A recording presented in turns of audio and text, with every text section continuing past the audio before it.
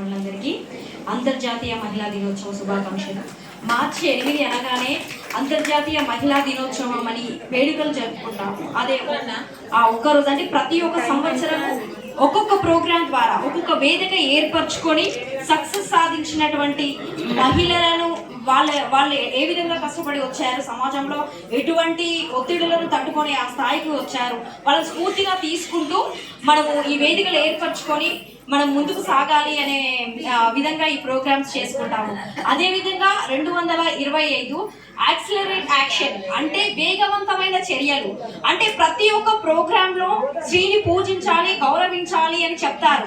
లింగ సమానత్వము, మనము వేతనం, పనిచేసే వేతనం అన్ని సమానంగా, కానీ ఇంకెక్కడో ఒక కాడ అంటే గౌరవం ప్రతి ఒక్క వేదిక పైన సమానం అని చెప్తారు, కానీ ప్రతి పని చేసే వద్ద ఇంకెక్కడో సమాన గౌరవం కోసం ఒకటి వేదికలపై చెప్పే విధంగానే ఉంది. కానీ సమాజంలో ఎక్కడ అంటే మన రక్షణ కావచ్చు, మన భద్రతా విషయంలో కావచ్చు, ఇంకా మనం కొంచెం భయపడుతూనే సమాజంలో మనం చేస్తున్నాము.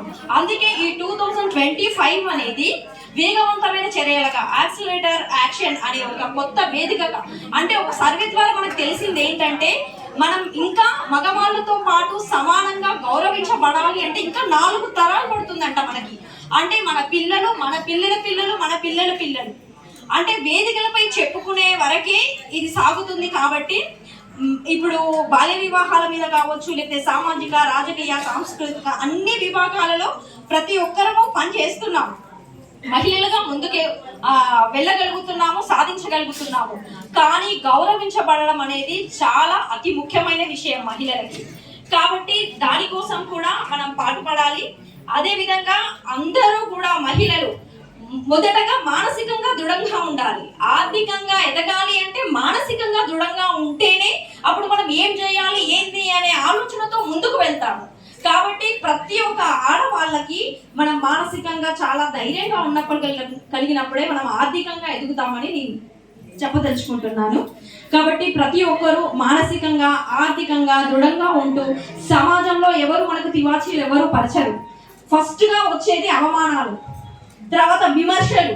అవి నువ్వు ధైర్యంగా ఎదుర్కొన్నప్పుడు మాత్రమే నువ్వేంటి అనేది మాత్రమే నీకు తెలుస్తుంది.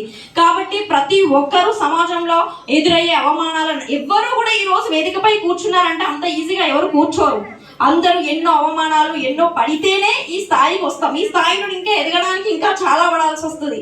కాబట్టి అటువంటి వాళ్ళను మనం స్ఫూర్తిగా తీసుకొని ముందుకు వెళ్ళాలని మరొకసారి అందరికీ అంతర్జాతీయ మహిళా దినోత్సవ శుభాకాంక్షలు తెలియజేసుకుంటున్నాను.